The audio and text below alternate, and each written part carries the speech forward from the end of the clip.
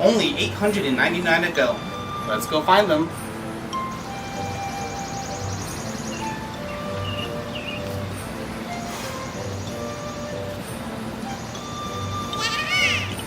Wait a minute, this isn't a Korok seed.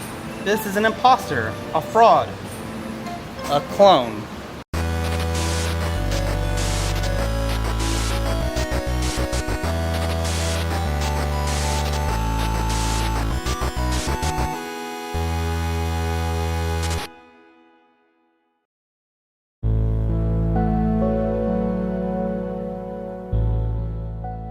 This is Hyperlight Drifter. Developed by Heart Machine and released in 2016, lead developer Alex Preston cites this game as a combination between A Link to the Past and Diablo. What happens when you mix a 2D, over-the-top exploration game with detailed dungeons and fast-paced combat? Well, you get Hyperlight Drifter, and it is awesome. The game is defined by its fast-paced combat that allows you, the Drifter, to dash and slice your enemies with a sword, while also using a bunch of neat guns and gadgets. The secret to success here is to move quickly and use everything you can to win fights. Hyperlight Drifter is definitely much more combat-oriented than your usual Zelda, but its influences here are very apparent. The 2D structure and exploration places you in a world with 4 distinct areas to explore, each with a choose-your-own-path structure. The goal here is to activate these stone pillars in each area to further progress and unlock even more areas to explore.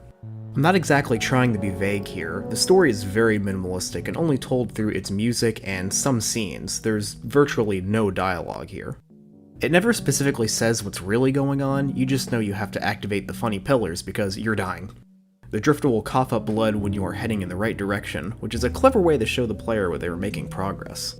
The game just oozes atmosphere, and I love the art style and the original soundtrack. The combat system in Hyperlight Drifter is really fleshed out too. When the game isn't wowing you with its visuals and exploration, it's all about combat and mini gauntlets. You have your sword and a variety of guns you unlock as the game goes on. You don't have to worry about ammo either. By slashing objects and enemies, you slowly refill your gun's charges. Special yellow chips can be used in the main town store to upgrade your ammo capacity, number of dashes, and unlock more combat moves you can do with your sword. You're going to want to explore every inch of this game to get those sweet upgrade points. Also, if you like dying a lot, this is the game for you. Combat can be very fast with a lot of enemies on screen, so it may take a while to get used to dodging and attacking efficiently instead of just trying to mow down everyone you see. You do go down within a few hits, but thankfully the game is pretty generous with its spawning system, so you usually spawn about a few screens at most from where you died. There are a few moments in the game I feel doesn't work quite well though. Each area is really a self-contained unit. They each have a fast travel point, but once you clear an area, there's really not too much reason to go back there. The east side especially is a chore on your first playthrough because you have to navigate through the entirety of it if you end up leaving and coming back. And the east side is basically the equivalent of a water temple in this game. It really sucks. Also, I felt the game was a little too short, but as a studio's first entry, this is easily excusable due to how awesome the game is otherwise. It may not be as apparent, but Hyperlight Drifter is definitely a darker, more combat approach to the Zelda formula. It's still an awesome time, and you can play it on every modern console. Heart Machine is currently working on their next game called Solar Ash, and I'm excited to see where they will take us next.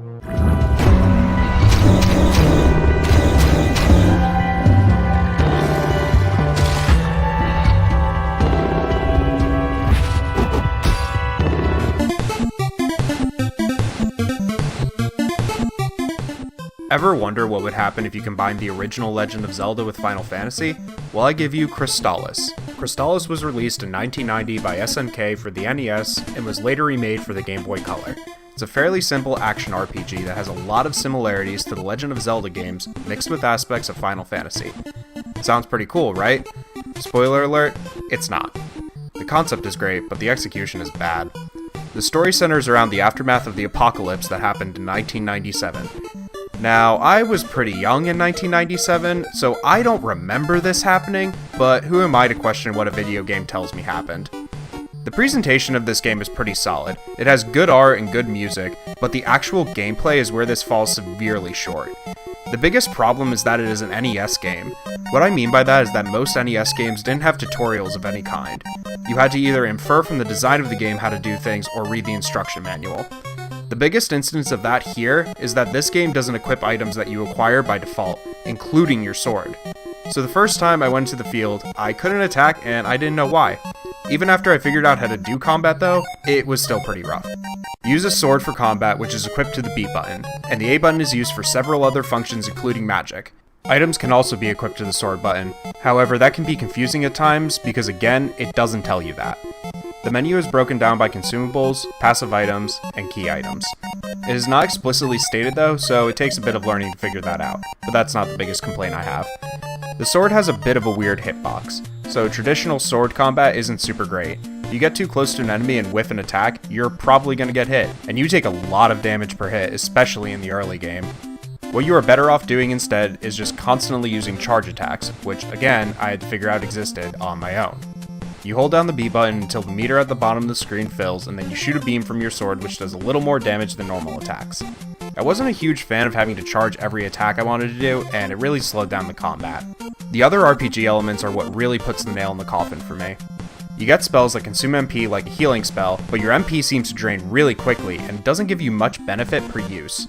There's also a level up system, which I don't dislike on principle, but you are required to grind. I don't mean like if you don't grind, the later parts are going to be hard. I mean if you don't grind, you will be unable to damage enemies in certain areas you are in. The game's story progression isn't that hard to figure out, so having to slow down and just go kill enemies in the overworld because the game needs to pad itself is a really dated concept to me. This probably didn't bother people back in the day when this came out, but playing it in a modern setting really takes away from it. What's weirder is that for an RPG, it doesn't do dialogue well. It automatically pulls up dialogue when you bump into somebody, and sometimes I would be pressing the A button in order to try trigger talking to them, so I skipped a lot of dialogue by accident, and sometimes that dialogue wouldn't be repeated if you go try to talk to them again. It gets particularly annoying when you accidentally bump into someone while trying to move somewhere and you get interrupted constantly. It's unfortunate that this game doesn't hold up well because it does have a lot of neat ideas, and if just a few things were different, it really could have been enjoyable.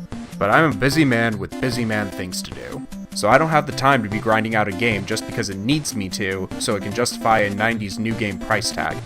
I honestly can't recommend this one, unfortunately.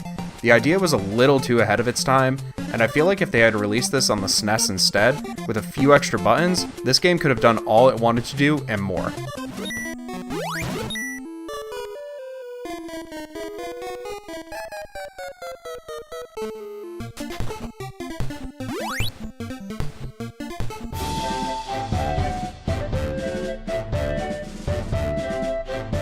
Huh, I find myself playing another From Software title and I still haven't covered Dark Souls. Okay, I know it's only published by From Software in Japan, but still, I'll eventually play a Souls game, I promise. So on the PS3 you'd expect the Zelda clone to be 3D and copy a title such as Ocarina of Time or Wind Waker. However, at the console's launch, not many people could predict that a blocky 2D Zelda clone in the vein of Link to the Past could be on the store shelves next to AAA shooters. In an era of 3D gaming, picking a title such as 3D Dot Game Heroes must have been refreshing and highly anticipated. 3D Dot Game Heroes came out in 2009 in Japan and 2010 in the US with little fanfare behind it. I'm glad this game has a great sense of humor with the story. The king had his kingdom changed from 2D sprites to 3D sprites because he thought 2D was outdated. The kingdom is doing fine and dandy, until an evil cleric stole a dark orb that's capable of reviving a dark lord, and it turns out that your grandfather was the one who sealed him in the first place. Then you are forced to retrieve the ancient sword that only you can pull, and thus your quest begins. It hits all of those adventure tropes it needs to hit your nostalgia the right way. There's no need for a tutorial as the controls are as easy as you'd expect them to be. X is to swing your sword, R1 is to block, and the left stick or the D-pad moves your character. Over the course of the game you get other abilities including dash and other items such as a boomerang. Before I forget, there is a map that's accessible with L1 and it'll highlight the next area you have to go to. Just like in Legend of Zelda, there are dungeons with bosses that must be defeated to obtain one of the orbs. To get to those dungeons, just follow the blinking light on the map, and on the way you'll come across towns and houses with people willing to help you out. Some merchants will sell you new weapons or upgrade your sword. If you do upgrade your sword, make sure you upgrade the pierced ability first so your sword doesn't stop swinging once it hits a wall. More importantly, whenever your life bar is full, Your sword is ridiculously huge and hits most things on the screen. Your sword can also be huge when the attack up modifier drops.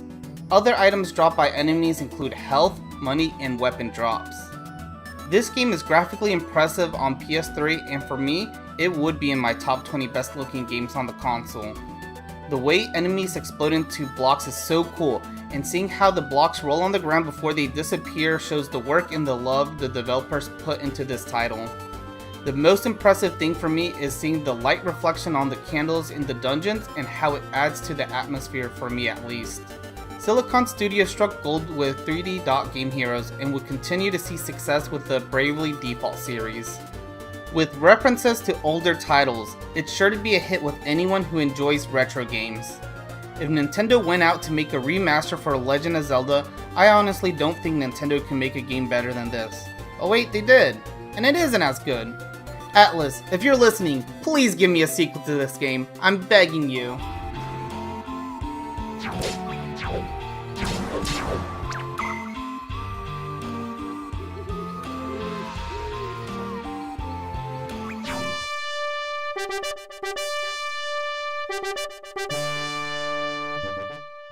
With the popularity of A Link to the Past on Super Nintendo, you would think that Sega would jump on the opportunity to have their own Zelda clone to compete with Nintendo's success.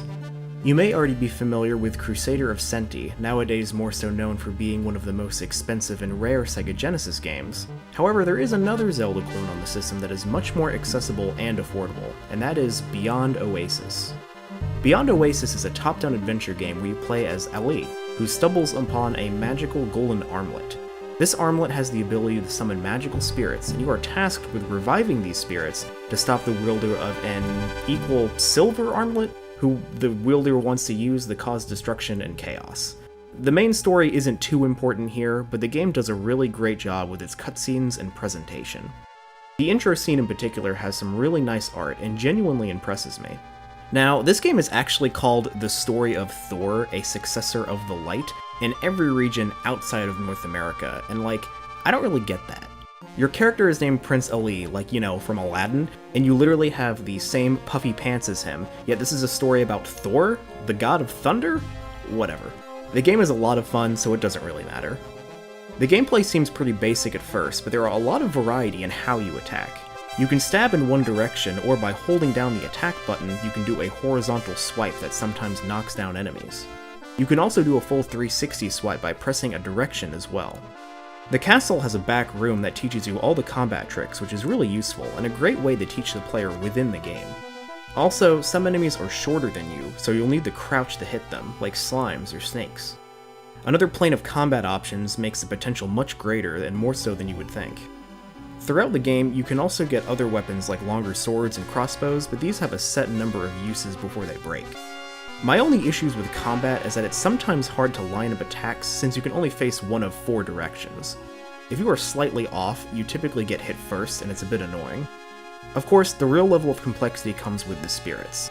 By pressing A, you can summon the power of the spirits, which can help out in combat by also manipulating the world. This ranges from the water spirit, which can stun enemies or help heal you, and things like the fire spirit, which can freely attack enemies for you and help spit fire. The spirits also play an integral part of the puzzles in the game's dungeons. The puzzle aspects here aren't nearly as complex as Zelda. I'd argue Beyond Oasis is much more combat-focused in general, but there are lighter puzzles here that are fun to do. You would think as a Zelda clone that the game would have a large map, but honestly, Beyond Oasis feels a lot more linear. There are a few spots for exploration, but it's clearly not a focus here. The king basically tells you where to find each spirit, and they appear as markers on your map, and after each spirit you revive, you report back to the king, who tells you where the next one is. It's a little repetitive, but the structure is nice, I guess. I just hate going to the castle each time because the waterfall in this castle is the loudest noise in the entire game. It literally hurts just walking in here.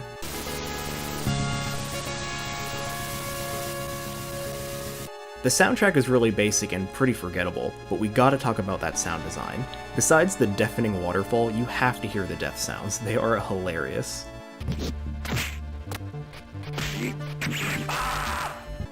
All in all, Beyond Oasis is a fun game. It's pretty linear and not nearly as smart as a Zelda game, but its combat is diverse, the graphics and animations are gorgeous, and it's a very nice pick-up-and-play type game. and it's also really accessible. The cartridge is really affordable for a Genesis game, and you can find it on Sonic's Ultimate Genesis Collection for PS3 and 360, and it's even on Steam. Beyond Oasis does have a sequel/prequel on the Sega Saturn, and with that, that's the end of the series. I say play Beyond Oasis if you want more top-down adventure action and to try something different for the Sega Genesis.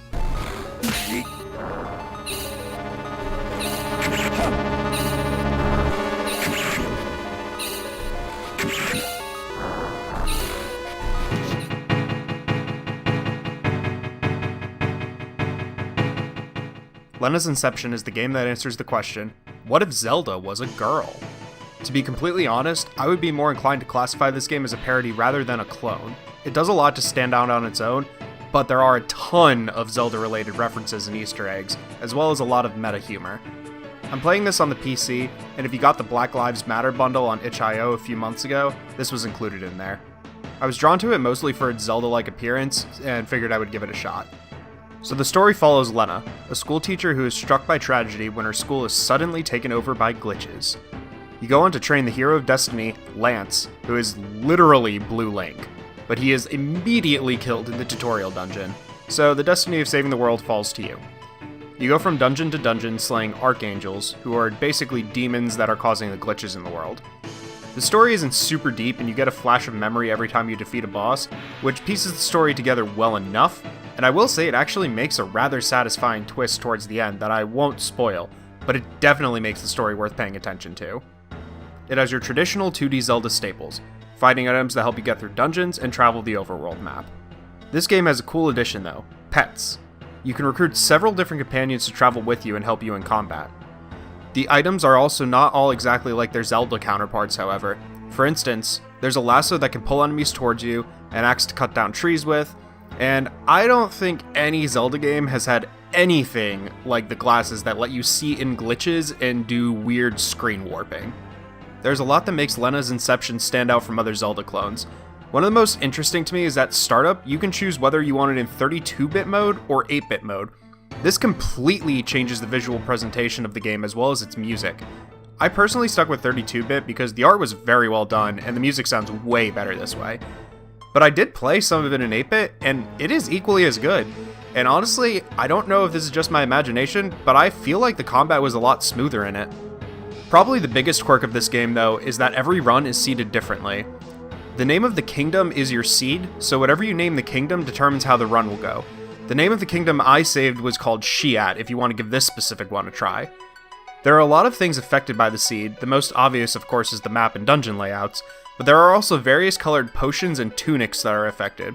Every time you pick a potion up, it tells you drink this to find out what it does. Unfortunately for you, not all of them are useful.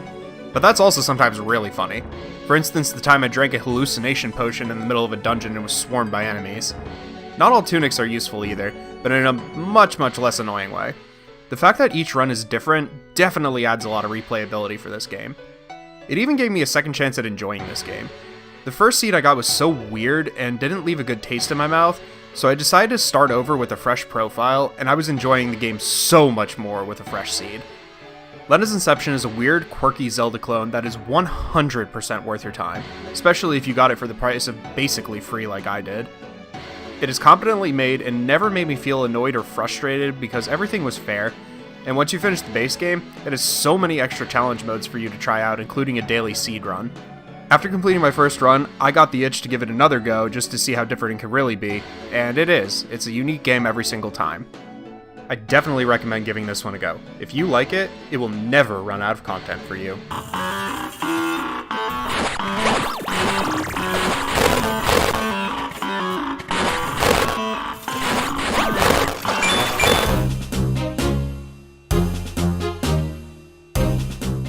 A couple of years ago, I started playing a Smash clone called Slap City on Steam. I had lots of fun with it and found it was a crossover title just like Smash. A significant size of the roster comes from Ittle Dew and knew I would want to play it one day. And with this episode, I thought it was now as good as of a time as ever. Well, let's wrap up Zelda clones with Ittle Dew. Ittle Dew is a top-down adventure game that shares more than just a few similarities to Legend of Zelda. As a matter of fact, this is clearly a parody of Zelda and isn't ashamed of it. parodies can be hit or miss depending on the sense of humor, but for me, most of the jokes in the game put a smile on my face. It does a good job at poking at the adventure genre as a whole and has some meta jokes about how you can magically add to your health meter by taping heart pieces, or how every time you pick up a heart it makes a squishy meat sound. Story-wise, it's nothing special, just your typical getting washed on an island and trying to leave. I have to say much of the fun of this game comes from puzzle solving. Over the course of the game, you obtain 3 items that are mapped to your face buttons in order to solve said puzzles. Unlike Zelda, however, I found the combat to be very weak and is easily the worst part of this game.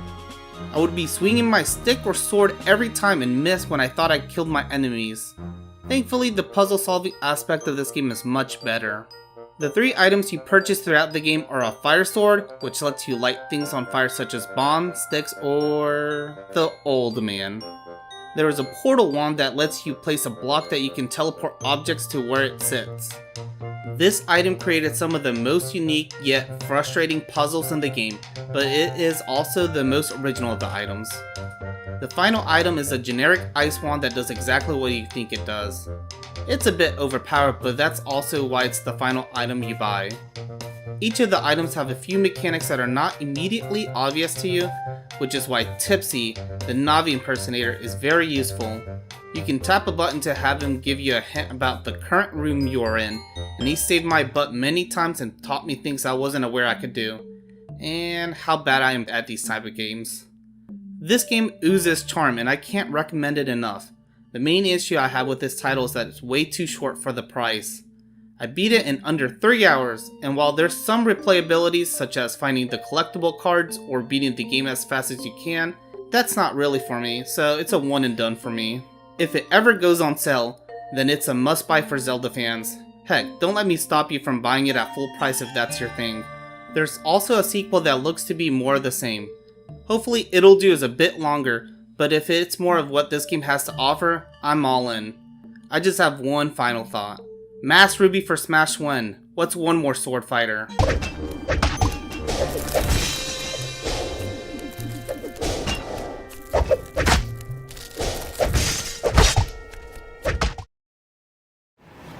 $200,000 units are ready, with 1 million more on the way.